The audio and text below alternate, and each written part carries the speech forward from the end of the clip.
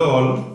So in the last lecture हमने VI के बारे में मतलब वर्चुअल इंस्ट्रूमेंटेशन के बारे में पूरा पढ़ लिया था। ये हमारा लेक्चर 2 है और इस लेक्चर 2 के अंदर हम पढ़ने जा रहे हैं आर्किटेक्चर ऑफ वीआई। सारा जो कंसेप्ट था वो हमने लेक्चर 0 में भी कुछ उसका ग्लिम्स देखा, लेक्चर 1 में सारा उसका जो introduction concept behind the VI वो सारी चीजें मैंने वहां पर सिखाई थी। तो यहाँ पर हम पढ़ने जा रहे हैं आर्किटेक्चर ऑफ वीआई और उससे रिलेटेड उसके मॉड्यूल्स और क्लासिफिकेशन, साथ में उसके कुछ एडवांटेजेस और डिसएडवांटेजेस भी हम इस लेक्चर में पढ़ेंगे। तो वर्चुअल इंस्ट्रूमेंटेशन, जैसा मैंने पिछली बार बताया कि ये एक कस्टमाइजेबल सॉफ्टवेयर है। ये डेफिनेशन के बारे में हम पूरी चर्चा कर चुके हैं अपने लास्ट लेक्चर में, जहां पर मैंने बताया था एक कस्टमाइज सॉफ्टवेयर है, मॉड्यूलर मेजरमेंट हार्डवेयर के साथ मिला के भी इसको यहाँ बनाते हैं। सिंगल स्टैंड अलोन भी इस्तेमाल कर सकते हैं, मिलाकर भी इस्तेमाल कर सकते हैं, अपने यूजर डिफाइंड मेजरमेंट्स हम यहाँ पर क्रिएट कर सकते हैं। तो इसके 3 कंपोनेंट्स थे, ये भी हमने लास्ट लेक्चर में डिस्कस किया था। We have a microprocessor, we should have some software tool and hardware for the data acquisition. अलग से जहां से हमें डेटा चाहिए, चाहे वो किसी भी फिजिकल यूनिट का हो सकता है। मैंने बताया था उसकी 3 लेयर्स होती हैं सॉफ्टवेयर की। एप्लीकेशन लेयर, किस तरह से उसका काम करना, डेटा स्टोरेज, उसका मैनेजमेंट, स्टोरेज, उस डेटा का इस्तेमाल करना, और साथ में उस डेटा के बिहाफ पर और इनपुट के बिहाफ पर सारी जितने भी सिस्टम्स एंड सब सिस्टम्स है उस पर्टिकुलर सॉफ्टवेयर के अंदर उसको कंट्रोल सर्विस प्रोवाइड करना। तो यहां तक हम पीछे लेक्चर में कर चुके थे। ये आर्किटेक्चर है एक वीआई का, एक कंप्लीट आर्किटेक्चर ऑफ वीआई, जिसके अंदर डिफरेंट मॉड्यूल्स हैं। जो सबसे मिड वाला आपको मॉड्यूल दिखाई दे रहा है, इसको हम मॉड्यूल को बोलते हैं प्रोसेसिंग मॉड्यूल। इस मॉड्यूल को बोलते हैं प्रोसेसिंग मॉड्यूल। इस प्रोसेसिंग मॉड्यूल के अंदर आप देखें, सबसे पहले तो एक माइक्रो प्रोसेसर है। माइक्रो प्रोसेसर बेसिकली ये सारी जो चीजें हैं, जो डेटाबेस है, जो इंफॉर्मेशन हमें बाहर से मिल रही है, उसके पास पुराना स्टोर डेटा, सेंसर से आने वाला डेटा, साथ में जो इंटरफेस के लिए हम जीयूआई से कर रहे हैं, वो सारी चीजें इस पर्टिकुलर प्रोसेसिंग मॉड्यूल के अंदर कंप्राइज करती है। दूसरा मॉड्यूल हमारा है सेंसर मॉड्यूल। सेंसर मॉड्यूल जिसके अंदर different sensors, multiple number of sensors यहां से इससे कनेक्टेड रहते हैं थ्रू द सेंसर इंटरफेस। उसके बाद एक यूजर इंटरफेस डिस्प्ले, ये भी एक यूजर मॉड्यूल में कहूं या GUI module, graphic user interface, जहां से हम उस सिस्टम को इनपुट प्रोवाइड करते हैं। इनपुट मॉड्यूल फाइल से, this is a input module. हम जिससे पर्टिकुलरली डिस्प्ले देख रहे हैं और कंट्रोल कर रहे हैं, ये हमारे लिए मतलब फॉर पब्लिक यूज या कहें जहां से हम इनपुट प्रोवाइड कर सकते हैं, जहां पर हम उस चीज को मॉनिटर कर सकते हैं। बाकी ओवरऑल ये पूरा का पूरा जो सिस्टम है एक डेटाबेस और इंफॉर्मेशन सिस्टम्स के थ्रू ये कनेक्टेड रहता है फर्दर दूसरे वीआई आर्किटेक्चर्स के साथ, या फर्दर जितने भी डेटा हमें थ्रू द क्लाउड और थ्रू द इंटरनेट रिसोर्सेज हमें चाहिए होते हैं। तो यही बेसिकली हमारा जो आर्किटेक्चर है वीआई का, यही पूरा का पूरा एक सिस्टम जो डिफरेंट मॉड्यूल्स और डिफरेंट सिस्टम्स को बनाकर बनता है। तो यही a virtual instrument is composed of sensor module, sensor interface, processing module, database interface and user interface. So these are the important parts within a virtual instrument जो हमने अभी ब्लॉक डायग्राम के अंदर देखा। अब सेंसर मॉड्यूल की बात करें, ज्यादा डिस्कस आई थिंक हम पूरे यूनिट तो इस पूरा जो हमारा सिलेबस है यही पढ़ते आए हैं। सेंसर मॉड्यूल, यहाँ पर सारे जो फिजिकल सेंसर्स हैं वो उससे कनेक्टेड रहते हैं। Temperature, pressure, flow, whatever it is, जितने भी हैं वो सारे जो सेंसर हैं कनेक्टेड रहते हैं और अपना जो डेटा है वो इलेक्ट्रिकल फॉर्म के अंदर सेंसर इंटरफेस के थ्रू, आप यहां देखें तो सेंसर इंटरफेस के थ्रू ये सारे सेंसर्स अपना इलेक्ट्रिकल डेटा प्रोसेसर को ट्रांसफर करते रहते हैं, ताकि हमारा जो इंस्ट्रूमेंट है उसे उसका इनपुट मिलता रहे।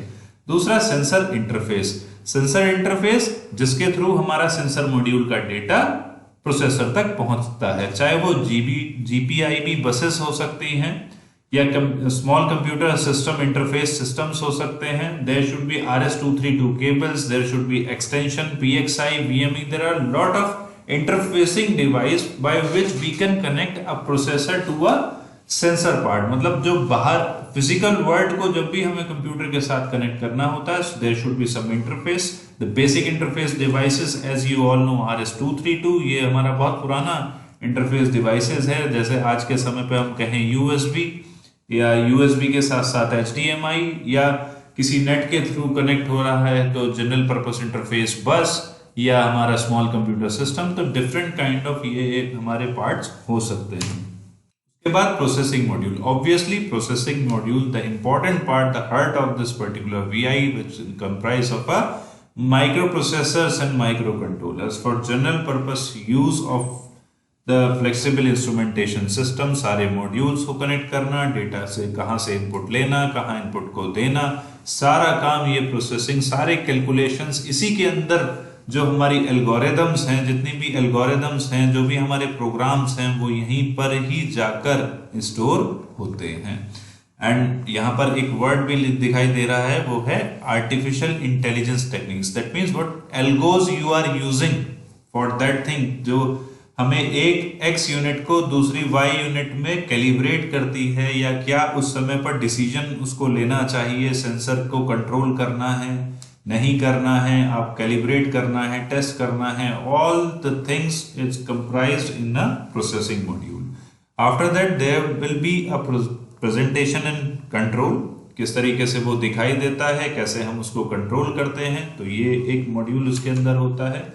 अब इन सारी चीजों को जो मैंने यहाँ पर बताया कि इन सारी चीजों को, ये जितने भी मॉड्यूल्स हैं, इनको हम फर्दर डिवाइड भी कर सकते हैं। जैसे हम टर्मिनल यूजर इंटरफेस हम क्लासिफाई कर सकते हैं, graphical user interface, multimodal user interface, virtual augmented reality interface. मतलब जहां से हम इनपुट मॉड्यूल है हमारा, जो इनपुट मॉड्यूल है हमारा, उस मॉड्यूल को हम terminal user, graphical user, multimodal user और वर्चुअल ऑगमेंटेड रियलिटी, किसी भी टाइप के यूजर के थ्रू हम यहाँ से इनपुट देना, उसको देखना, मॉनिटरिंग एंड कंट्रोल, ये सारी चीजें हम इस 4 डिफरेंट क्लासिफिकेशंस के अकॉर्डिंगली VI के अंदर कर सकते हैं।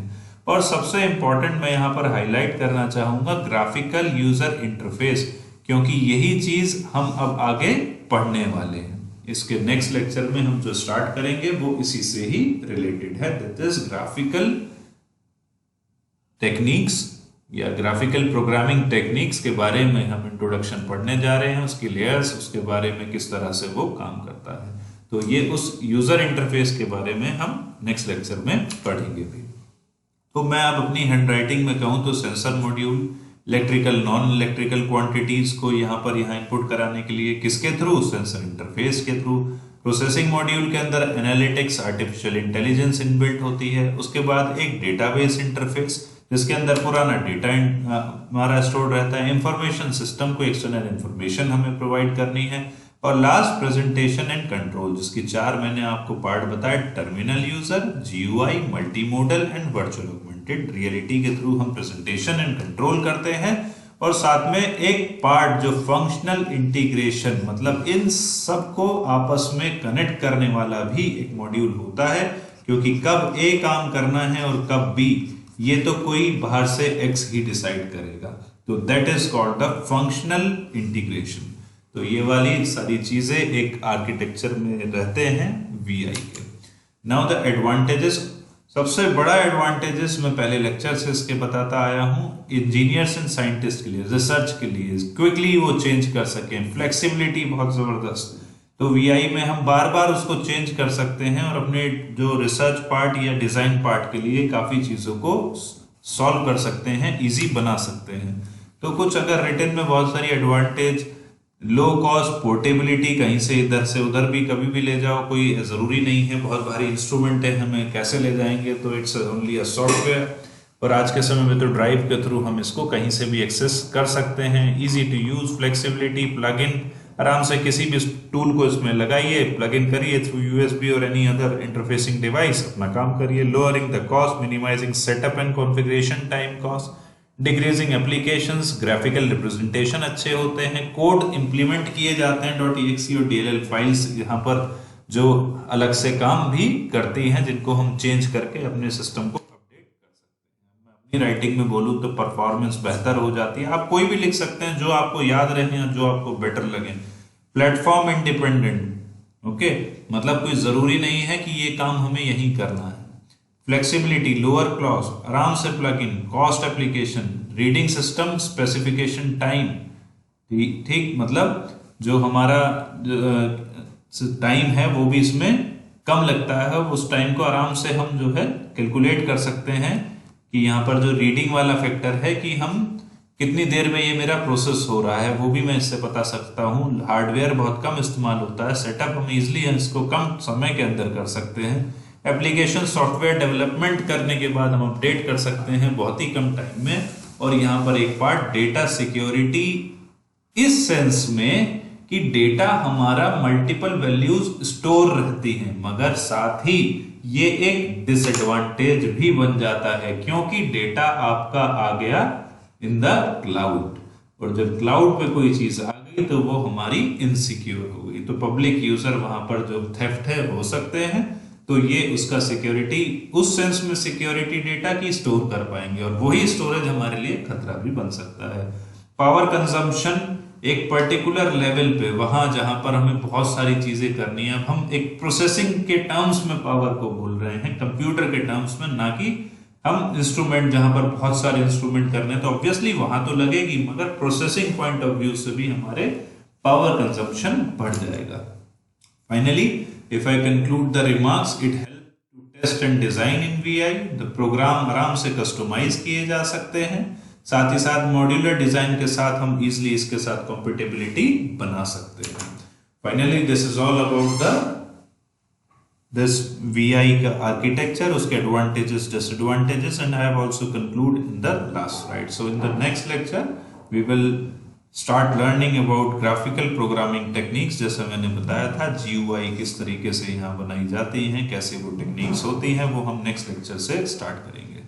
So I hope you understand the VI introduction and its architecture, and wait for the next lecture, and till then, see you, goodbye.